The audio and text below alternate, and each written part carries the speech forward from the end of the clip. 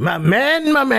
Ngayon pa lang, mamen, ishare mo na to. Kasi kasali to sa palaro natin araw-araw, mamen. Salamat at congratulations sa mga sumasali. At dun sa mga nananalo ng daily natin pang-load, pang-Gcash, pang-data. O yan, for today's video, mamen, masaya ako kasi medyo putok-batok. Actually, hindi nga medyo, putok-batok talaga. Kaya in moderation lang ang kain natin, mamen.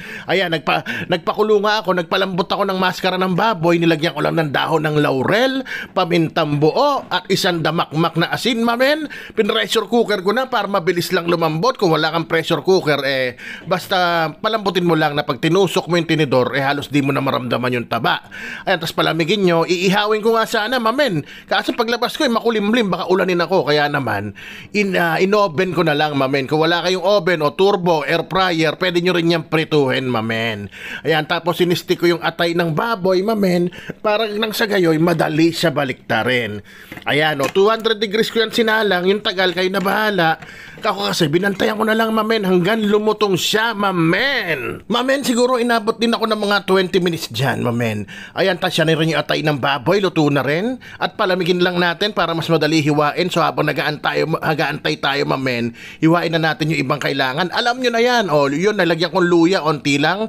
Yun nando sa bowl at mga laman nyo na nalaglag, nilagay ko lang doon.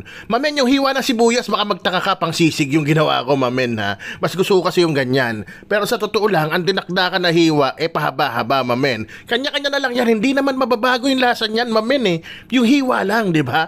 O yan, walang basagan ng trip dito. Alam nyo naman, mamen. Tapos yan, nilagyan ko ceiling green. Actually, ceiling green, mamen, nakalimutan ko lang. I-oven ko rin sana yan para mas mabango. Kung iihawin nyo, isama nyo rin siya sa ihaw. Yan ang magpapasarap dyan, mamen. Yung kamay ni mamen.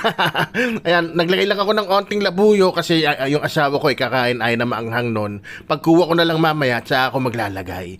Ayan, hiwa-hiwa ko na rin yung atay ng baboy, mamen. O nga pala, mamen, kung nandiyan ka pa, nanonood ka pa, baka pwede mo naman pa i-comment kung saan ka nanonood at kung anong oras na dyan sa inyo. Para naman malaman ko kung anong oras yung napapanood itong mga ina-upload kong video. At sa susunod, alam ko yung magandang timing, mamen. O ayan, sabihin ko na. O kung nandiyan ka pa, i-share mo na to at i-comment mo dyan sa baba. Dinakdakan ni mamen. O, kasali ka na. Pag mapili ka, may pang data ka na, pang load, pang Gcash, mamen.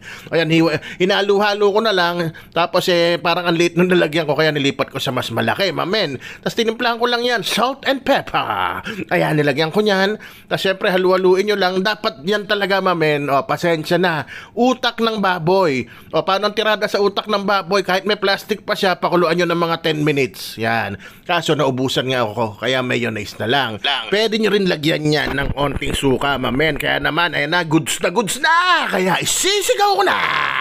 Raps, man.